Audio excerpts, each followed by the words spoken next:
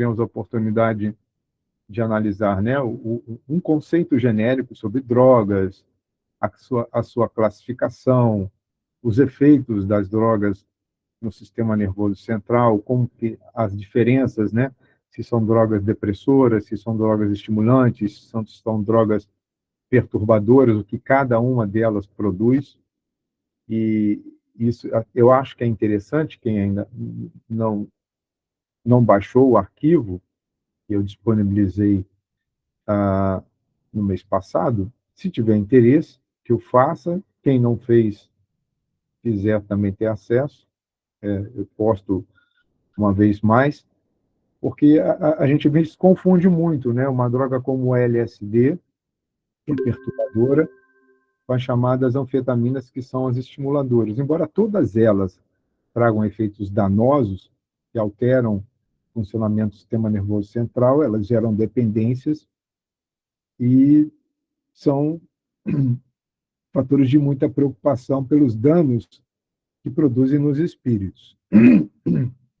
Perdoe. Analisando também as causas, né? As causas que levam o indivíduo à busca da drogadição, a importância de entendermos que esses espíritos, em que pese os estragos que produzem para si e para a sociedade, também constituem membros dessa grande família universal, e é compreensível que sintamos por eles uma certa aversão, mas que essa aversão não se transforme em nenhum mal-estar que impeça-nos de ajudá-los em algum momento. Em especial aqueles que fazem atendimento fraterno, né, ao acolherem indivíduos que fazem consumo de drogas, e tenhamos nós o devido entendimento do momento existencial por que passam. Isso é de suma importância. Muitas das vezes, indivíduos buscam, né, as drogas como um mecanismo de fuga da realidade. Na verdade, elas fugam do enfrentamento dos conflitos que existem dentro de si.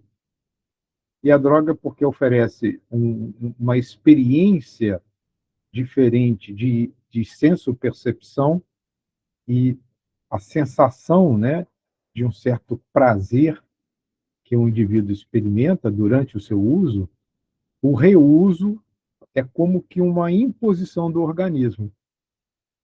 E toda a conexão neural que se estabelece nos nossos circuitos cerebrais, ela é criada quando o sistema do prazer, né, via de regra, o sistema do prazer é o sistema dopaminérgico, ele traz uma experiência, se eu associo aquela experiência como algo prazerosa, aquelas conexões, elas ficam como que estimulando a repetição da experiência. Então, a tendência é que o indivíduo, se não tiver uma vontade muito forte, uma disciplina intelecto-moral também de certa monta, ele tende, porque foge do conflito, do trauma que está lá armazenado no inconsciente atual, ele foge, vai buscar as drogas. Só que a recidiva, o retorno, exigirá uma dose, se não igual, sempre superior. E essa repetição em doses cada vez mais altas, elas vão, num primeiro momento, gerando essa sensação de euforia, de bem-estar, de prazer, mas essa continuidade começa a produzir lesões. Por isso que o dependente químico, no tratamento, aquela crise de abstinência, ela é muito intensa e traz expressões comportamentais também muito preocupantes. A droga, se não for combatida na origem, é um desafio imenso. Bem, hoje nós vamos analisar as influências que levam, que conduzem o indivíduo a essas buscas. Veremos os desafios a serem enfrentados, obstáculos que surgem, veremos ferramentas que podem ser utilizadas, devem ser utilizadas, né, para que tanto a sociedade representada por cada um de nós, evitemos esse descaminho, né, do nosso processo evolutivo, e a solução que é apresentada ao final desse capítulo. Então, vamos lá. A primeira influência é sempre resultado do meio, porque o indivíduo, ele, por fazer parte de um grupo, este grupo está inserido dentro de uma sociedade, é muito normal que o grupo exerça uma certa influência naqueles indivíduos mais fragilizados. E a fragilidade do indivíduo está aí motivada por inúmeras questões. Por exemplo, ausência de base familiar, né, conflitos familiares que desestruturam o indivíduo no seu processo de desenvolvimento psíquico, desde a primeira infância até a adolescência, os amigos, mas há um meio que vem tomando conta. Vejam que esta obra é da década de 70, começando década de 80, se não me falha a memória. Então, quem puder me ajudar, deixa eu ver se isso é 79 ou 82. Pegar o livrinho na sua primeira edição. 1982. Né? Eu me lembro bem que em 1982 eu comecei a namorar a minha esposa, portanto, vejam que já vai 42 anos. O Brasil foi eliminado da Copa pela Itália, e aí houve um trauma coletivo intenso. Né? A juventude depositava uma esperança de que o tetracampeonato ocorreria naquele ano. Então, vejam que o meio pode influenciar. Né? E aí vai dizer Filomeno, em razão da franquia de informações, franquia, ou seja, a informação naquela época estava, vejam, aquela época estava disponível a todos. Imaginemos agora, né, com esse boom das redes sociais, das mídias sociais. Então, em razão da franquia, ou seja, da possibilidade de informações que a todos alcançam, né?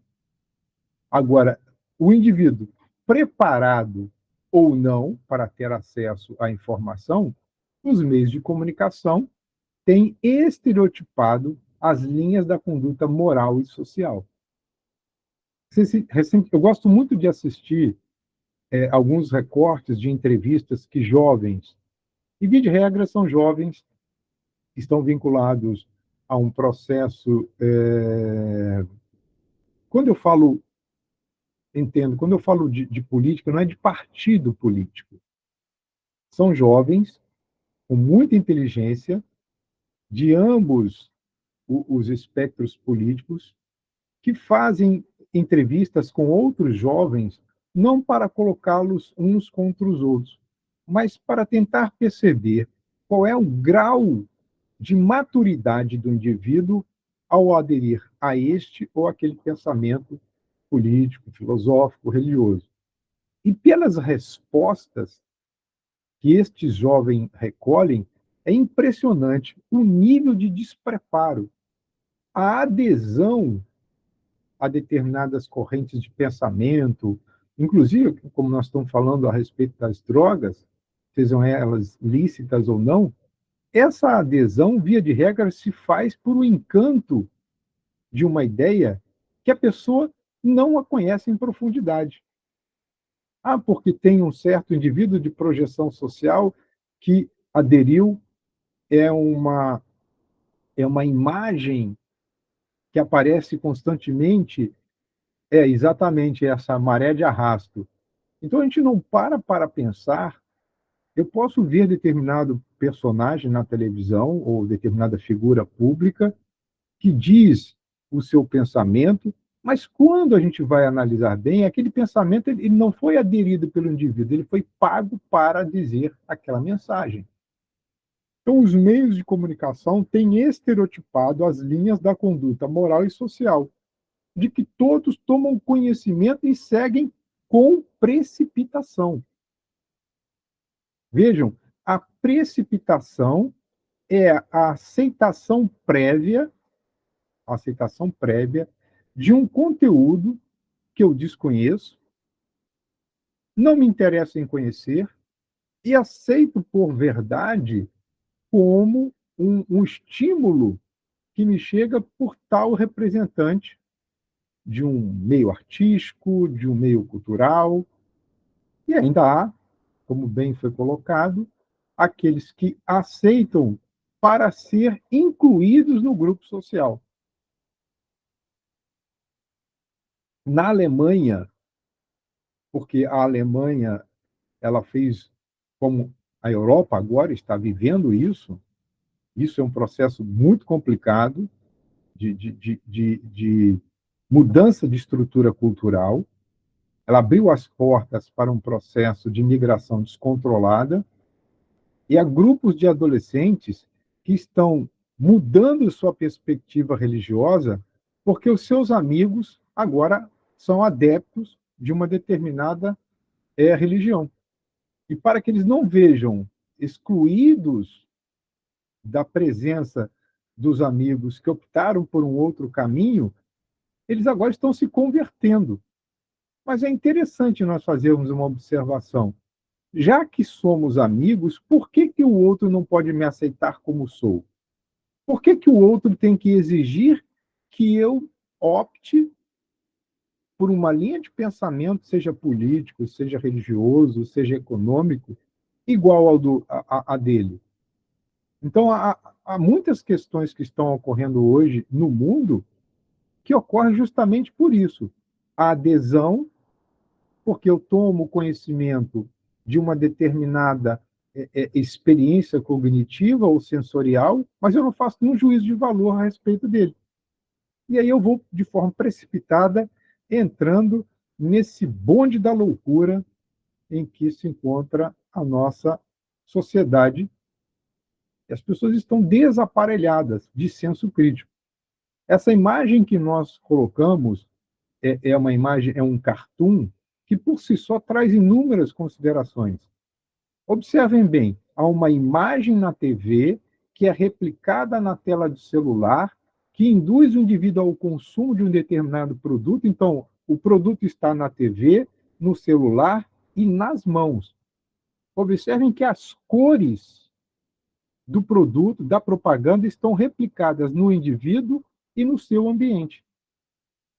Isso é uma grande verdade. É impressionante como a nossa sociedade não está percebendo isso. E eu digo com muita tranquilidade, tudo que chega até nós e que está distanciado da proposta cristã, para mim não tem fundamento nenhum.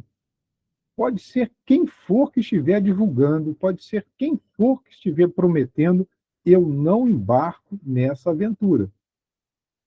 Já bastam os meus desafios pessoais. Imagina agora trazer para a minha vida outras questões que dizem respeito à adesão de um pensamento como esse. Imagina como eu sofreria se eu desse importância à presença de cabelo. Vejam que o personagem tem um cabelo de um coquezinho para cima, eu nem tenho cabelo. Aí eu vou ter que arranjar uma peruca agora. Aí eu vou gastar dinheiro, vou botar uma peruca para fazer um coque, acho que chama coque, é muito usado aí por quem tem. Então, eu ia viver num estado de sofrimento, querendo modular a minha aparência segundo a conveniência dos outros. Mas, via de regra, o meio passa uma informação que acolhemos de forma precipitada, portanto, e essas informações apresentam filosofias desprovidas de lógica e de ética, ou seja, há um desprezo pela vida. Recentemente, houve uma discussão, eu acho que, não sei se foi na Universidade de Harvard ou se foi em Princeton, não me recordo bem onde foi, mas um grupo de jovens, dois grupos com ideias totalmente diferentes. Um grupo pró-vida e um grupo, assim, eu não gosto de falar a corrente para não parecer que nós estamos aqui fazendo apologia de natureza partidária, não é isso. E o outro grupo, simplesmente, não tinha a compreensão mais precisa como nós a temos em relação à vida. E a pergunta era, começou o debate assim: bom, o que é vida? A outra parte não sabia responder, porque o conceito de vida ela é muito complexa. Né? O conceito mais assim compreensível é que vida é a manifestação de estruturas que, a partir de determinado momento, essas estruturas conseguem sair de um estado de inércia e realizar entregas e trocas com o meio. Bom, e foram as perguntas. Aumentando o grau. Vida em Marte é importante ser descoberta? Aí, sim. Uma vez descoberta, ela tem que ser preservada? Sim. Aí foi. A grama tem vida? A outra parte, sim, tem vida. Nós temos que preservar a vida vegetal? Sim. E aí foi a tartaruga, os animais marinhos, os animais terrestres. Um filhotinho de cachorro tem vida? Sim. É preciso preservar a vida animal? Sim. E aí a pergunta-chave: por que então um bebê, esteja ele na intimidade do útero materno ou fora dele, a sua vida não deve ser preservada? A outra parte gaguejou e quis afirmar, por exemplo, que o bebê, enquanto vida, a vida não lhe era pertencida, e sim era uma propriedade da mãe. Vejam, ou seja, são filosofias desprovidas de lógica e de ética. E a outra parte diz, não, se esta vida intrauterina ela tem as mesmas características, mesmo em potencial, significa que, uma vez possuidora de um sistema nervoso já formado, ela é capaz de sentir, ela é capaz de perceber e de registrar memórias. Quanto mais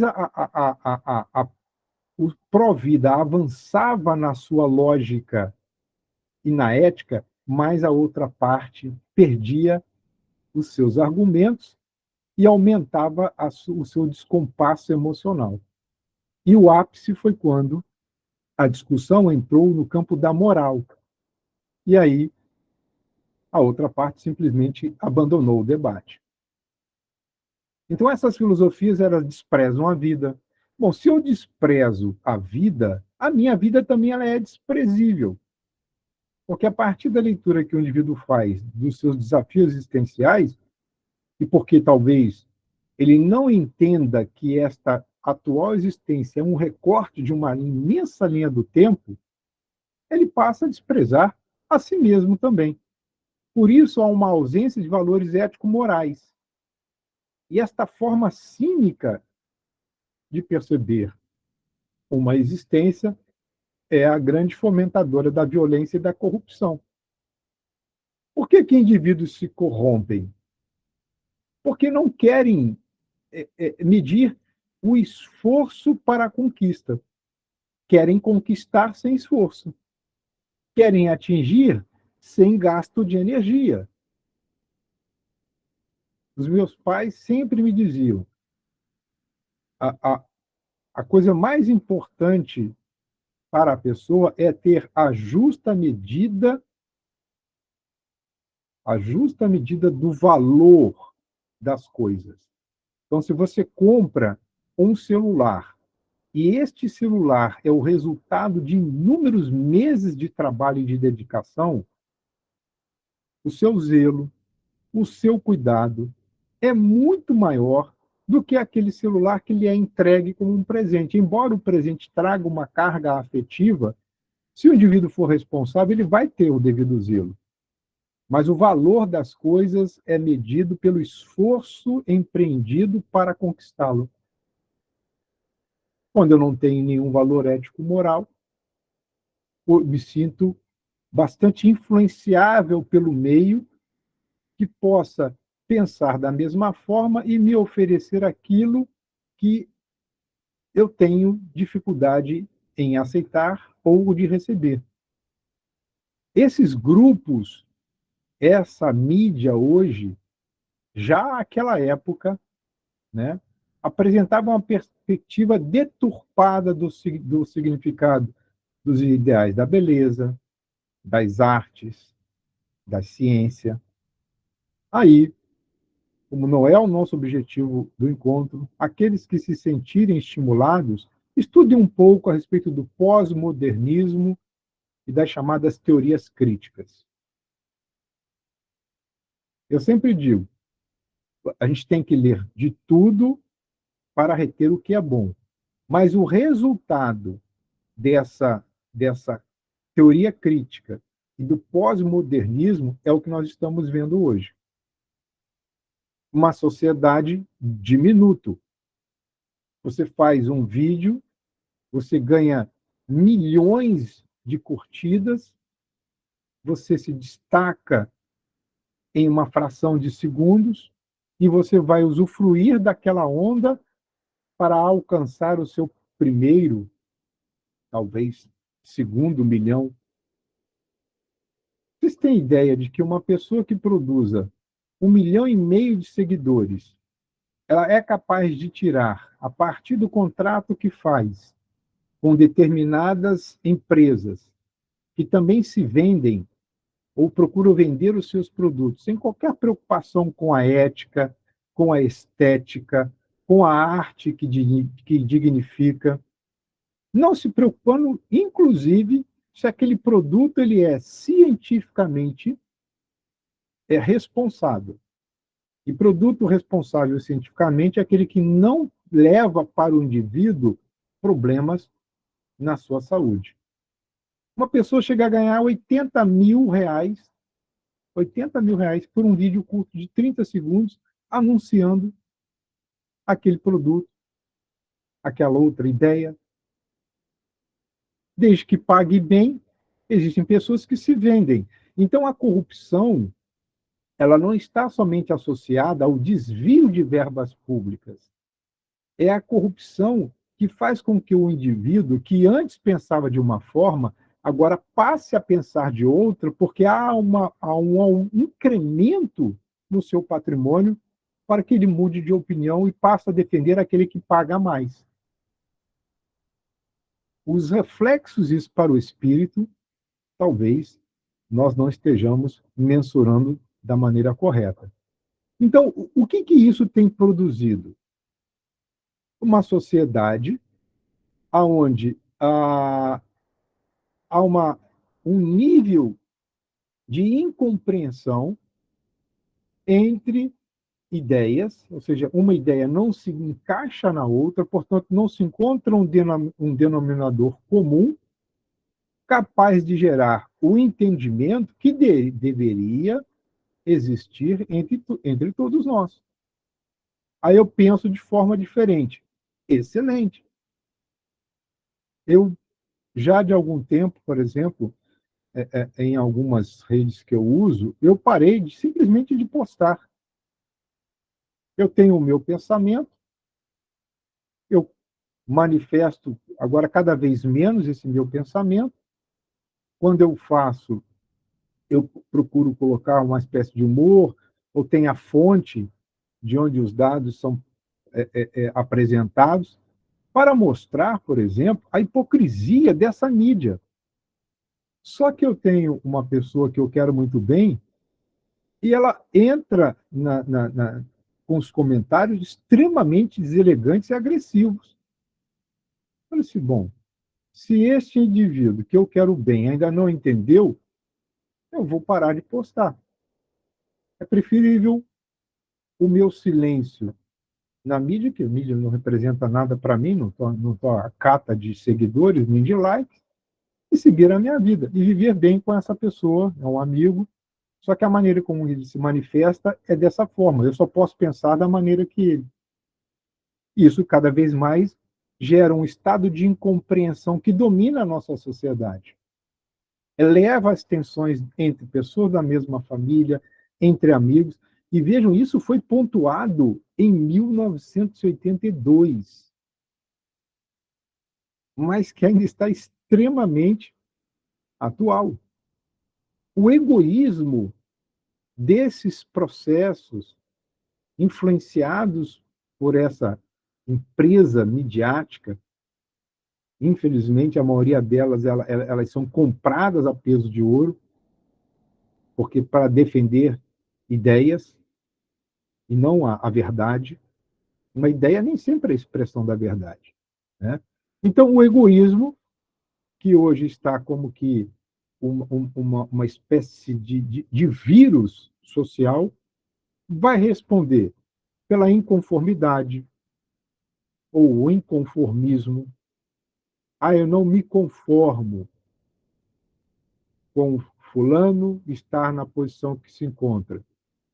Quando eu estiver na posição em que fulano está, eu vou revidar e vou destruir a tudo e a todos.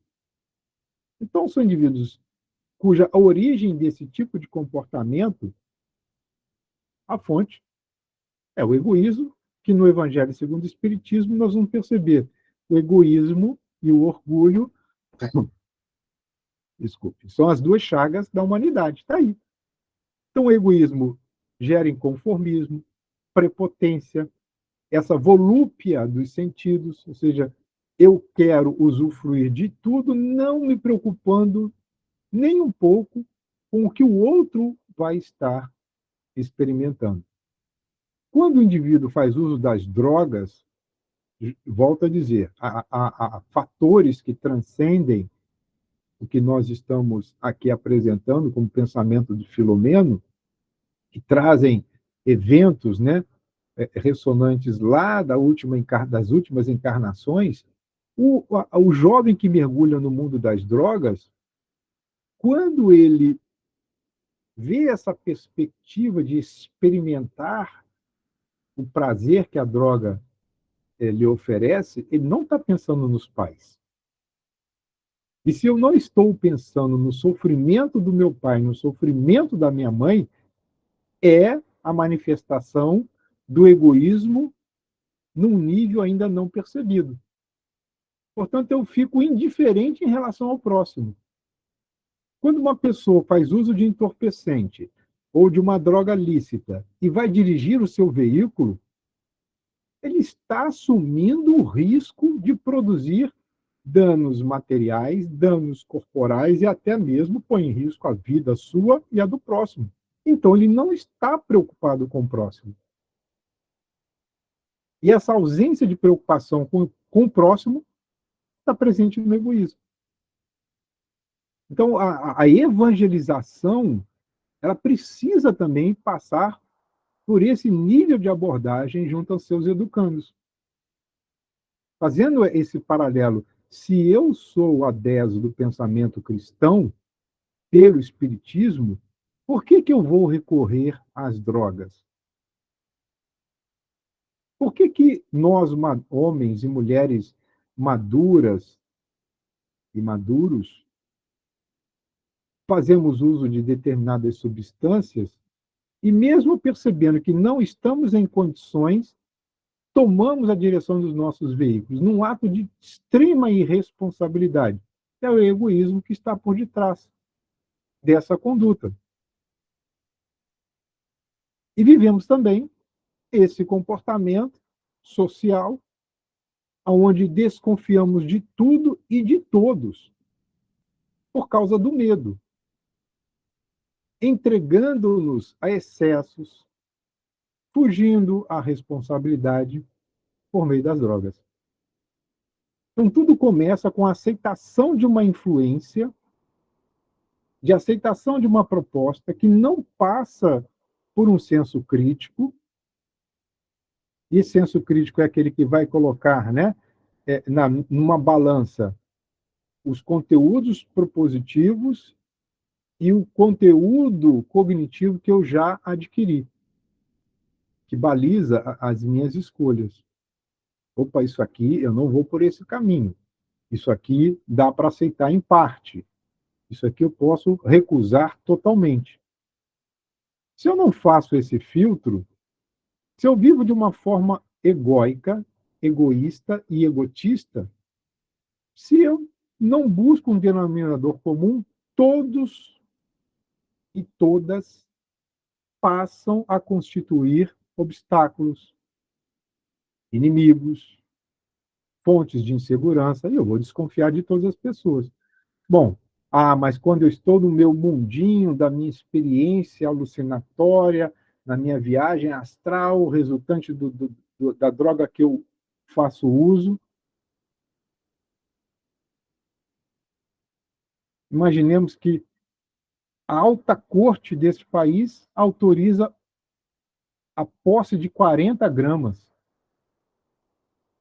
Você não vai comprar 40 gramas de maconha no supermercado, porque a venda de entorpecente é ilegal. Só que 40 gramas de entorpecente você pode produzir até 100 ou mais de 100 cigarros. Significaria que você teria que ter um consumo de 3 baseados no mínimo por dia. Só que ninguém está dizendo os efeitos que a droga, mesmo a maconha, produzem no longo prazo. E são inúmeros. Inúmeros os efeitos danosos ao sistema nervoso central. Ela pode gerar, inclusive, esquizofrenia, o uso continuado.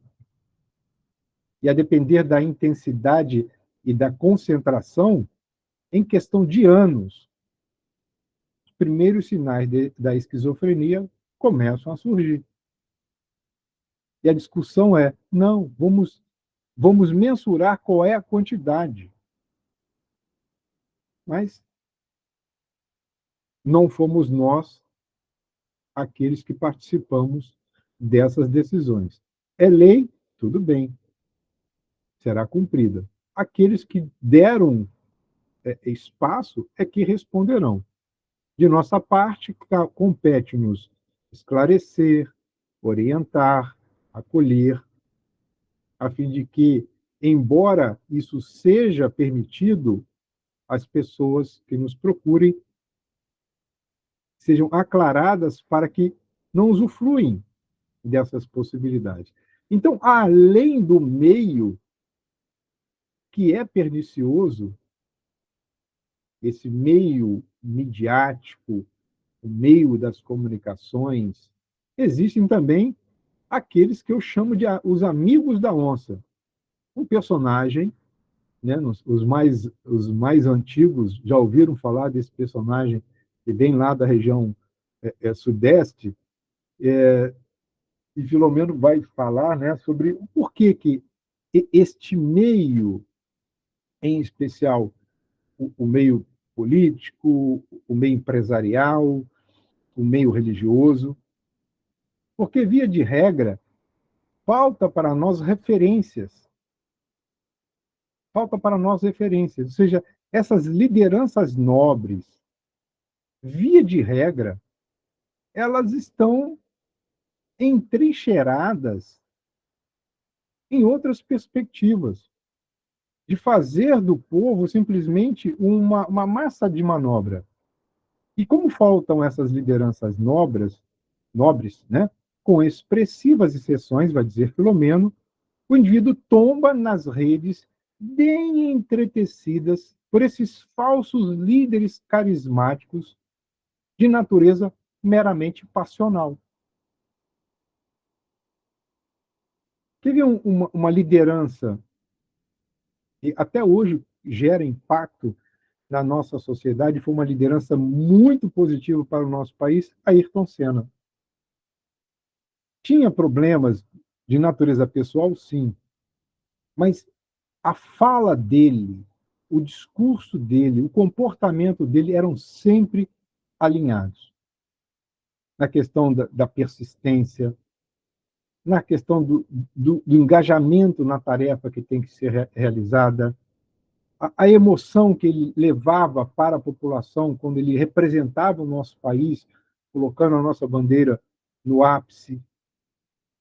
Da mesma forma, em que pese algumas questões de natureza pessoal, Pelé, também ele produzia esse efeito de mostrar para o mundo que essa questão do estigma da cor da pele ele rompeu com isso pela grandeza da sua habilidade no futebol. Eram lideranças nobres. Somos seres humanos falíveis, portanto, mas há muitos desses que se colocam na condição de líderes, mas, na verdade, o que está por detrás é o desejo do poder, é a projeção do ego. E veja que quando as pessoas, esses indivíduos caem, gera um efeito negativo em muitas pessoas pela desconstrução que isso produz. E aí gera um desalento existencial. E porque eu acreditava tanto em fulano, e fulano agora. Então, se eu desconstrói tudo, aquela criatura não tem base alguma dentro de si e vai buscar os mecanismos de fuga. Eu vou beber até cair, vou beber para esquecer, eu vou injetar o LSD, eu vou cheirar um pó de cocaína, como se isso fosse resolver o desencanto que alguém produziu em dado momento. Vai dizer Filomeno também, além dessas ausência de lideranças nobres, né, escasseiam inteligências voltadas para o bem geral e dedicada aos valores mais nobres da vida. Embora nós atualmente encontremos indivíduos muito inteligentes, que não estão preocupados com projeção social e desenvolvem tecnologias que trazem mais bem-estar para a sociedade, né? Mas ainda inteligências voltadas para o bem são raras, exclusivamente dedicadas aos valores mais nobres da vida. A questão de uns 15 anos atrás, entrevistaram um jovem, não me lembro se o jovem é australiano ou norte-americano. Ele desenvolveu um projeto que revolucionário, mas que exigiria investimentos bilionários, simplesmente capaz de acabar com a poluição plástica dos nossos oceanos. Ele apresentou o projeto, uma inteligência proeminente num jovem. Pergunte se alguma empresa financiou o projeto dele. Existe uma área no Atlântico Norte que é uma confluência de correntes marinhas. O número de garrafas PET que estão sendo encaminhadas para essa área de confluência é tão grande que estima-se que em 10 a 15 anos esse acúmulo de plástico nessa região será visível em satélite. Ou seja, ganhará uma dimensão de uma ilha. Dá para entender? Quando eu digo que, às vezes, existem pessoas que querem salvar a Amazônia, né, a queima das girafas, dos rinocerontes que dizem que existem na Amazônia, que gritam aos quatro ventos, as queimadas no Pantanal em determinado momento, em outro momento silenciam, porque não é conveniente àquele momento colocar o alarde sobre determinadas ocorrências. Essas pessoas são incapazes de, por exemplo, fazer seleta coletiva no próprio lar. Então, se você quer salvar o mundo, comece a organizar a sua casa. Faça a seleta coletiva, não jogue lixo que pode ser descartado junto ao lixo orgânico. Então, se o indivíduo quer que o mundo seja corrigido, mas não faz a sua parte. Então, tem algo errado nisso tudo. E as pessoas estão ficando como que desorientadas e nessas fugas buscam aquilo que lhe possibilite experiências de prazeres. Então, ainda escasseiam inteligências voltadas para o bem geral e dedicadas aos valores mais nobres da vida, que polarize as atenções, né? E transformando essas pessoas em exemplos vivos para serem seguidos. Então, os desafios que enfrentamos, né, na atualidade são dias de luta em que as contestações mais perturbadoras que saneadoras tomam o lugar do trabalho são edificante. Ao invés de nós discutirmos possibilidades e soluções para soluções, nós ficamos nas dissidências de ideias, nos colocando em lados oponentes. Quando eu falei do pós-modernismo e da teoria crítica, é sobre isso que Filomeno vai dizer neste momento. Contestam-se os valores da anterior para a atual geração. A atual geração, que é chamada, acho que é a geração Z, eu já comentei aqui em dado momento, no nosso estudo, existem grupos de empresários que não querem contratar jovens dessa geração, porque são jovens frágeis emocionalmente, são jovens despreparados cognitivamente, são jovens que não possuem visão de futuro, porque cresceram em um ambiente onde parece que os valores da geração anterior não são aplicáveis ao momento. Como se as questões cristãs elas ficassem submetidas ao entendimento do homem em dado momento existencial, e não são. Os valores da vida são valores da vida em todas as faixas da evolução do espírito. Contesta-se também o trabalho. É porque talvez ainda nós não conseguimos entender, enquanto sociedade, o conceito de trabalho sob a ótica do mundo espiritual.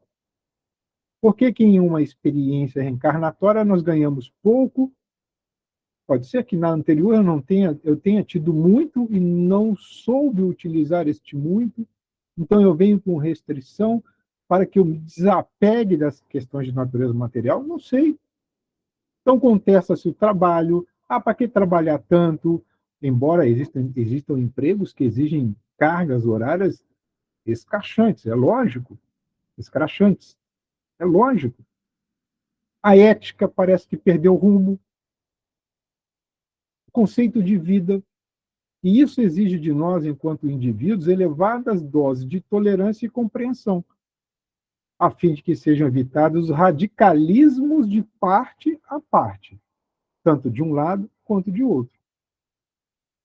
Vejo que, em relação, por exemplo, ao aborto, a doutrina espírita ela é muito precisa. Há casos em que ela, se for a decisão, ela entende que é possível sacrificar-se o ente que está em processo gestacional do que aquela que já está com a sua estrutura biológica formada e com possibilidades de vir a gerar novos filhos. Mas é inconcebível que haja uma interferência da justiça obrigando os médicos a fazerem partos, por exemplo, com bebês com 22 semanas de gestação. Isso é um crime. Mas volto a dizer, se essa é a escolha da mãe, se algum operador da justiça dá o apoio, a responsabilidade será deles, tanto de quem deu a chancela da justiça, quanto do casal, ou apenas da mãe, que assim decidiu, vai responder perante as leis divinas. Então, a radicalização também, ela não vai trazer bons resultados. E quando eu digo radicalização, houve um caso na Inglaterra que é surreal. Há uma clínica de aborto legalmente constituída, ela entrou na justiça e a justiça concedeu a proibição de que grupos pró-vida se manifestassem em frente à clínica de aborto. Ok. Em dado momento, uma cidadã inglesa ficou parada em silêncio em frente à clínica. A clínica acionou a justiça, ela não dizia nada. Ela foi presa porque a polícia partiu do pressuposto que ela estava orando em pensamento. E ela estava orando em pensamento. Imagine que agora o pensamento virou motivo de prisão. Então, são coisas assim que nos colocam, temos que entregar o destino de nossas vidas na mão de Deus. O pensamento não pronunciado agora nos Estados, lá na Inglaterra, em relação a este evento particular, Ela poderia ser retirada, mas ela se manteve em silêncio, enfim, um caso complexo e que exige as nossas reflexões. Então, o progresso tecnológico que coloca tudo isso à nossa disposição, vejam, volto a dizer, esse pensamento Filomeno apresentou em 1982, o livro. Estes casos, acredito eu, que seja do final da década de 70 e início da década de 80. Então, o progresso tecnológico torna-se, de certo modo, uma ameaça. Naquela época era uma ameaça, hoje já é uma realidade. Porque ela vem como um monstro devorador. Se não for moderada ou moderado nos seus limites e no tempo próprio. Então, no limite de uso e no tempo certo que deverá ser acessado pelo ser humano. Então, há um limite de uso de tecnologia, tanto quanto o tempo oportuno para que eu tenha acesso. O que nós estamos vendo, e aí eu digo porque há eu tenho feito muita leitura nesse sentido, assistido, feito cursos, não para... Entendo, quando eu digo isso, não é nenhuma exaltação da minha pessoa, não. Mas há estudos feitos por oftalmológicos, médicos oftalmológicos, com base, esses médicos agora estão estudando neurociência aplicada à oftalmologia, e houve um aumento a partir da pandemia, um aumento exponencial dos problemas relacionados às incapacidades ou anomalias da visão. O número de pacientes infantis que têm buscado clínicas oftalmológicas com disfunção visual ou déficit visual tem aumentado significativamente, a ponto que agora não me vê o nome do neurocientista que falou isso. Me cobrem, eu coloco, inclusive, o nome do livro, caso alguém queira fazer a pesquisa. Ele afirma que há crianças que chegam com déficit de 70% a 90% da visão. Qual é a causa? Exposição excessiva à tela celular, à tela de tablet, à tela de computador. Em especial na primeira infância. Por quê? As células que compõem o sistema óptico, elas trabalham sob o estímulo da luz solar. E não sob o estímulo da luz artificial. Como as crianças ficaram como que aprisionadas dentro de casa, não vou entrar no mérito da política adotada, se é boa, se é ruim, se está no campo do fórum íntimo de cada um de nós, para que o tempo fosse ocupado pelas famílias que dispunham de recursos para isso, nós transferimos ou compramos equipamentos eletrônicos para servir de entretenimento, ocupação de tempo. Também não estou aqui afirmando está certo ou errado, se poderia ter feito. Essas são as consequências. Então, as crianças não saíam de dentro de casa. Quando saíam com máscara, um dos processos de desenvolvimento da fala exige o contato visual com o rosto da pessoa com quem se comunica. Tanto é que a leitura labial, hoje, é uma especialização daqueles que fazem estudos linguísticos. Em outros idiomas também. Como é que eu vou fazer uma leitura labial se os lábios estão fechados, tampados? E a criança, quando ouve um som e olha para a fonte e começa a ver os movimentos, os neurônios espelhos funcionam para que eu reproduza, mesmo que inconsciente, o movimento em mim. A fala, o A, B, C, D, a posição da língua próxima ao dente. Então, há uma conexão que vai além de um método pedagógico, há uma conexão que é neuronal.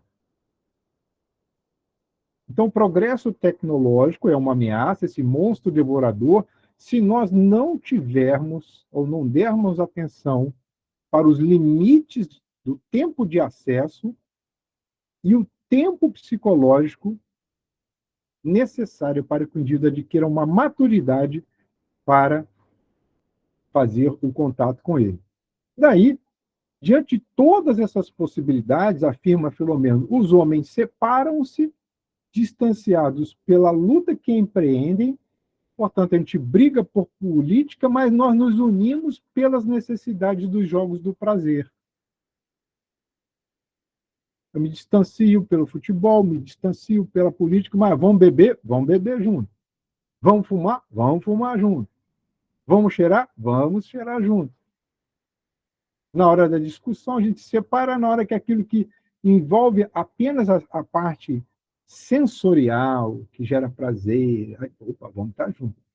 E nesse dualismo comportamental, avança Filomeno, a carência afetiva, a solidão, que é aquela, mas eu não me dou bem com fulano, mas fulano em algum momento pode me oferecer algum prazer. Então, essa solidão, junto mais à carência afetiva, imagine que conflito existencial. Instalam-se seus arsenais de medo, de revolta e de dor, propelindo o indivíduo para a fuga. Ah, eu amo fulano, mas fulano votou em Beltrano. Ah, eu gostava tanto de estar com fulano, mas fulano pensa de forma diferente. Ah, quer saber de uma? Eu vou abrir uma garrafa inteira de um gin, de uma vodka, de um uísque, vou beber para esquecer. Então, a solidão e o medo de enfrentar o adverso leva o indivíduo para essas fugas. Aí eu vou beber até cair, eu vou fumar para fazer essa viagem mística, eu quero ir para o Nirvana, sem se dar conta que está fazendo uma escolha bastante dificultosa. Então, ferramentas para a libertação. Filomeno vai nos apresentar essas sugestões. A educação em liberdade com responsabilidade.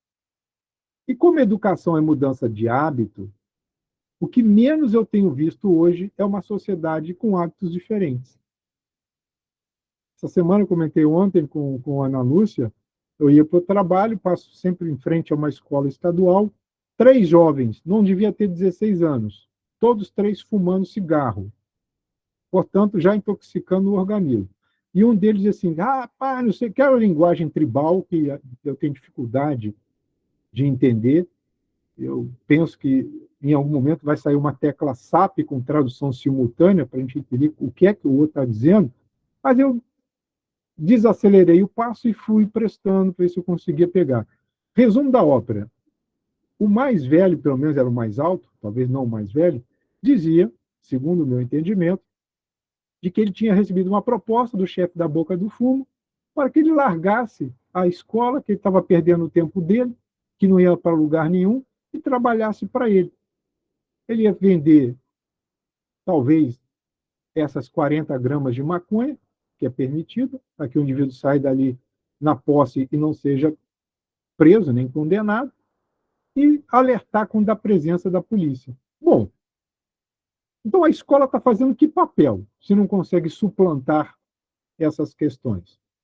E parece que a gente, em muitos estabelecimentos de ensino, fingem que ensinam e os alunos fingem que estão aprendendo. E aí nós estamos vendo uma sociedade que você faz determinadas perguntas para as quais não há resposta. Você chega para um jovem e pergunta para ele, quanto é 15% de 100? Você vai ver uma colação de placa total, porque o raciocínio, que é uma área específica do cérebro, que faz parte da associação, e tem que buscar os fundamentos da matemática de multiplicação, depois você multiplica e depois você divide, ela simplesmente não foi desenvolvida.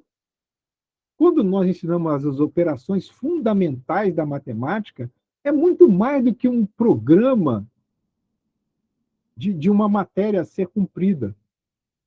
É para desenvolver áreas do nosso córtex cerebral. Uma outra ferramenta é a valorização do trabalho como método digno de afirmação da criatura humana. O trabalho é para dignificar o homem, não é para que o homem vire instrumento político de um determinado sistema que tem por metas a manutenção do poder. O trabalho como método digno. Isso também tem que ser feito na formação do cidadão.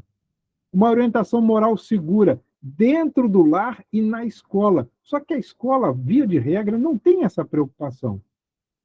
Mediante exemplos dos educadores e dos pais.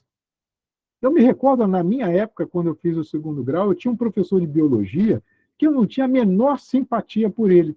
Por um detalhe, ele sentava na cadeira e botava os pés em cima da mesa. Onde já se viu? Então, eu não conseguia fixar a atenção no que ele falava, porque a postura corporal, ou seja, a linguagem corporal dele, já me produzia um mal-estar, porque, poxa, eu nunca vi o meu pai fazer isso comigo, sentar para conversar comigo na hora do almoço e botar os pés em cima da mesa. Eu estou falando de um evento que aconteceu lá na década de 80, quando eu ainda era estudante. Imagine agora. Eu tenho um profundo respeito pelos professores. Muitos sofrem dentro de sala de aula, porque o desajuste está dentro do lar. O indivíduo já sai desajustado do lar, porque são espíritos que estão vindo em processo reencarnatório que encontram famílias tão desajustadas quanto eles. E quando a gente vê que a educação no nosso país, desde que eu me entendo por gente, com raríssimas exceções, foi preocupação dos nossos gestores, não é de se estranhar o que nós estamos vivendo no dia de hoje. Agora eu digo, é uma percepção pessoal e sujeita à crítica, porque temos ilhas de exceção. Eu não estou dizendo que os professores não estão compromissados, não é isso. Porque há professores, há instituições de ensino que não estão preocupados com uma orientação moral segura dentro da escola, porque acham que a escola não foi feita para isso. Viver-se com comedimento, passar a perspectiva para os jovens que ninguém vive em plenitude. Se eu tenho que viver em comedimento, por que essa ânsia por produtos, esses produtos de consumo que, segundo as estratégias de marketing, às vezes nós nem precisamos deles. Eles são criados para estimular novas demandas e se valem das mídias para isso. E a gente sai comprando. O maior exemplo disso foi quando se criaram o Walkman. Ninguém nunca pensou em andar ouvindo música. Aí o japonês criou o Walkman, o primeiro lançamento foi da Sony, foi um sucesso mundial. Mas, juntamente com o sucesso mundial, começaram a surgir os primeiros problemas. Os acidentes produzidos pelo uso excessivo de som no ouvido, que eu me desconecto do entorno. E agora estamos com o celular. O número de acidentes resultantes do uso concomitante do celular em deslocamento, seja a pé ou motorizado, é impressionante. É impressionante. É o uso moderado no limite do tempo. Há tempo para tudo. Se eu estou dirigindo, eu não posso estar digitando no WhatsApp. Até uma ligação, e às vezes todos nós, eu inclusive, cometo esse desvio de atender uma ligação. Agora existe, graças a Deus, o tal do Bluetooth nos automóveis. pelo menos as mãos ficam libertas, mas a nossa atenção diminui. Eu tenho que confiar nos meus instintos. Então, se eu viver numa sociedade extremamente consumista, eu vou me afastando do objetivo. Qual é o objetivo? Veremos em seguida. Orientação adequada às personalidades psicopatas desde cedo. A psicopatia, nos estudos hoje de neurociência e da psicologia do comportamento humano, ou que chama-se, né, a neurociência aplicada à psicologia, afirma que a psicopatia dá os seus primeiros sinais já na chamada primeira infância. E o Evangelho segundo o Espiritismo vai chamar a atenção dos pais, para que nós fiquemos atentos aos caracteres e às tendências apresentadas pelos espíritos que estão dentro dos nossos lares. Sinais de psicopatia: ausência de empatia em relação ao sofrimento alheio. São crianças que maltratam animais, chutam os animais, quebram plantas. Então, são sinais. Não estou dizendo que uma criança que, quando irritada, chute o seu cachorrinho, ela vai ser uma psicopata. Mas se aquilo é um comportamento continuado, atenção. Crianças que passam e quebram todas as plantas. E os pais, às vezes, não falam nada. Recentemente, eu vi um caso de uma criança dentro de um avião. O menino começou a pular na fase ainda de preparação para a decolagem. Pular em cima do sofá, dar tapa na cabeça do passageiro da frente, correndo pelo corredor, e os pais rindo, achando aquilo engraçado. Não é possível. Eu não consigo entender. É lógico que a hiperatividade chama a atenção. Pais precisam buscar, compreender e buscar apoio para que no futuro não sejam adolescentes desajustados. Olha o que é interessante também como ferramentas libertadoras: ambientes sadios e leituras de conteúdo edificante. Detalhe, esse recorte de Filomeno eu acho impressionante. Nem toda a humanidade pode ser enquadrada na literatura sórdida da contracultura, dos livros de apelação e escrito com fins mercenários, em razão das altas doses de extravagância e vulgaridade de que se fazem portadoras. Selecionar aquilo que buscamos. Há leituras de conteúdo que não são edificantes. São os falsos profetas que manifestam o seu pensamento com o objetivo único e exclusivo de oferir lucro.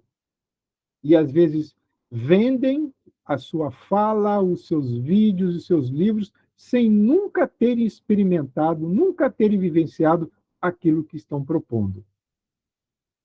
Mas estudaram. Encontraram na sociedade carente a oportunidade de apresentar essas 7 passos para isso, 7 ferramentas para aquilo outro. E aí o indivíduo percorre aqueles 7 passos e não encontra a felicidade. Se frustra, vai para as drogas. Pô, já gastei dinheiro, já fiz curso, já participei de seminário, eu já dei 14 passos, não encontrei nada. A proposta era 7, o indivíduo deu 14, se frustrou, vai abandonar e vai buscar outras maneiras. Além disso, adir o exercício da disciplina dos hábitos. Hábito é um comportamento que solidifica e me engaja em um determinado processo de mudança. Então, a aquisição de um hábito exige esforço, vontade, porque senão, na primeira dificuldade, não, isso não vai dar certo, não. Então, é exercício da disciplina. Então, eu posso ter disciplina desde que eu queira, e eu tenho que exercitar. O despertamento e cultivo de ideais entre os jovens, e não de ideias, não somente ideias,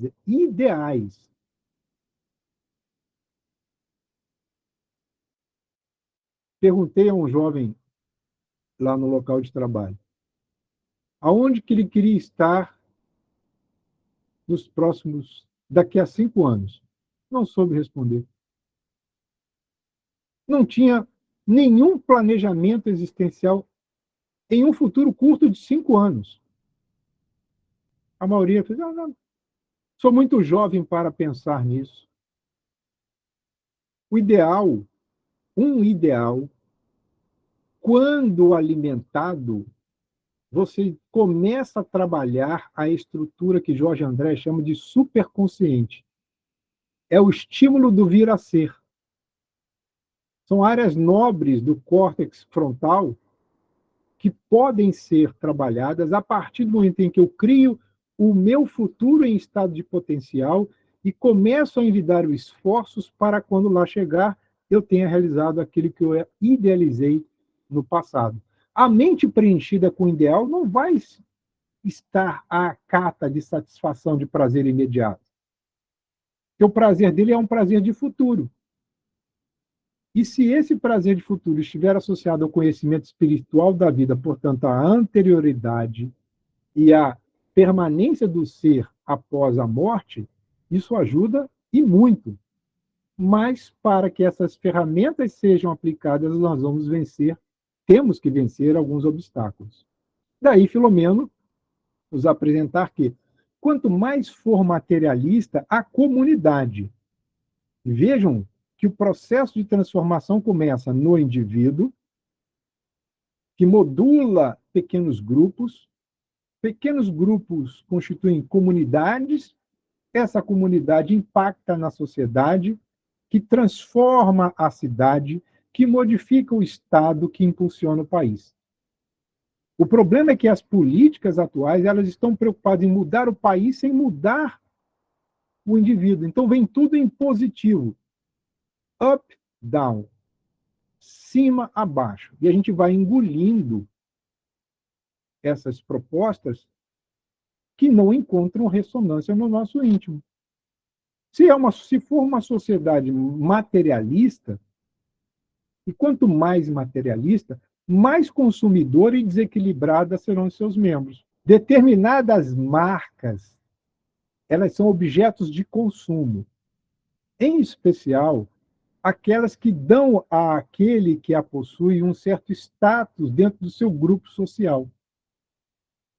E é muito interessante observar que dentro do grupo de jovens, dos jovens, e não só dos jovens não, viu? Há adultos que, qual é o seu modelo? O meu é o modelo X. Aí você assim, eu estou 3 anos atrás. Aí eu estou 2 anos atrás. Aí já estou numa versão que nem tem mais atualização. Então, isso vai gerando um desconforto, um desequilíbrio. Tudo bem, não estou fazendo crítica, não. Eu também gostaria de ter um que é o modelo top. Só que quando eu vi o preço, custa R$ 12.000, eu falei, vai dar não. R$ 1.000 eu faço tanta coisa. Diga, Tânia. Marco, e você acha que nesse desequilíbrio total pode haver, ou pode se formar um karma coletivo? Sim. Se for uma decisão de uma comunidade, por exemplo, de produzir por força dos seus desejos de conquista, essa comunidade agir em desfavor de outra, maculando a justiça divina, todos os indivíduos acabam se comprometendo coletivamente. Nós sabemos dos descompassos que nações estão trazendo para a sua história por força de conflitos bélicos que existem desde que o homem é homem. Só se aperfeiçoou o método. Então, um país que vende uma ideia, vamos supor, de natureza política, que só traz desacerto para a sua sociedade, mas que é oferecida para outros como solução, cuja solução não é aplicada na própria sociedade que ela representa, o mal que aquela ideia produz vai trazer impacto na coletividade que acolheu e aplica, mesmo que a sociedade sofra, os agentes da aplicação se enriquecem. Mas tudo isso acontece porque nós não estamos fazendo um juízo de valor. Quando eu digo assim, olha, o cristianismo ele não está nem na direita e nem está na esquerda. O cristianismo é simplesmente o cristianismo. Existem propostas de ambas as possibilidades que estão presentes no pensamento de Jesus, que nunca foi um pensamento excludente, muito pelo contrário. Então, essa sociedade materialista, consumista, desequilibrada, ela está mais apta a buscar as drogas, as experiências do sexo descompromissado, e essa comunidade, essa sociedade, ela vai sofrer mais altas cargas de violência, de agressividade. Isso vai levar ao nível, os índices de homicídio, de suicídio, de corrupção. É só nós olharmos o que está acontecendo no mundo. O México mergulhou num caos por conta da presença das drogas e como um agente que, mesmo na clandestinidade, dá o suporte a muitos entes políticos. Criminalidade nas alturas, homicídios nas alturas, o suicídio pelo desalento e a corrupção graça. Mas graça por quê? É uma sociedade materialista. Há países que estão coibindo de forma muito subreptícia o pensamento cristão. Tudo aquilo que está alinhado com o pensamento cristão em forma de valor começa a ser combatido. Ou nós nos posicionamos cristamente sem medo de enfrentar, mas você vai ser morto. Ué, eu vou ser morto, o corpo, mas em espírito. O martírio do passado era o testemunho da fé em Jesus. O nosso martírio hoje é não termos medo nem receio de nos posicionarmos a favor do Evangelho. Seja quem for que estiver como indivíduo que adversa em forma de entendimento. Invariavelmente, portanto, defrontamos, vai dizer-nos Filomeno, nas panorâmicas da toxomania, né, da sexolatria, dos vícios em geral. Então, vejam, além do meio, né, o meio físico no qual nós estamos mergulhados, nós ainda estamos diante da presença sutil de processos obsessivos, que fomentam todo esse estado de coisas, como causa remota ou como efeito do comportamento ao qual o homem se permite, sintonizando com mentes irresponsáveis e enfermas desembaraçadas do corpo. Aliás, permitam-me uma ressalva. Essas falas são de Dr. Bezerra de Menezes. É Filomeno que as registra, mas o pensamento original desse todo o conteúdo é de Bezerra de Menezes. Volto a dizer, nós não estamos falando de nenhuma questão de natureza política, nem político-partidária. É o resultado daquilo que estamos vendo diante dos nossos olhos. Isso tudo favorece esse desencanto pela vida. E quando eu baixo a minha guarda, espiritualmente falando, olha, os nossos desafetos do passado vão encontrar a janela de oportunidade que eles queriam. E aí vão induzir-nos a percorrer este caminho. Daí, está aí a solução. Não há, para a sociedade atual, outra solução senão nós mergulharmos o nosso estudo nos ensinos de Jesus, e o Espiritismo possui os recursos psicoterápicos valiosos, como profilaxia e tratamento no uso de drogas e de outras viciações.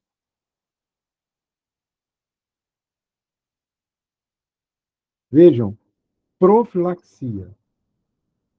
A profilaxia é a ação preventiva que, se não impede, pelo menos reduz os efeitos quando diante de uma ocorrência não esperada, de um adoecimento, de um evento perturbador. Então, com profilaxia, estados oracionais continuados, pensamento permanente no bem, frequência a atividades de estudo que renova o ânimo, porque eu estou diante de outras pessoas que pensam diferente, que me trazem interpretações que eu não tinha ainda, né, realizada, pensamentos que amplificam o entendimento inicial, em que pese a importância dos grupos de estudo online, nada substitui a troca do afeto que é realizado quando estamos diante do outro. O olhar que se troca, o abraço que se oferece e se recebe. Esse amparo mútuo é de fundamental importância. Somos seres dependentes da presença do outro para dar o testemunho de quanto avançamos no nosso processo de crescimento espiritual. Mas, assim como profilaxia, no tratamento também. Quantas não são as pessoas viciadas, e este vício ele está sob uma forte indução de natureza espiritual. É lógico que vai exigir do núcleo familiar persistência da mesma forma daquele que está nessa experiência de vício. Então, a família faz parte do processo.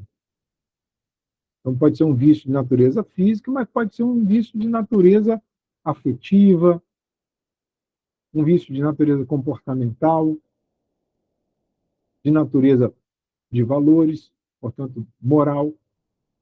Essas viciações,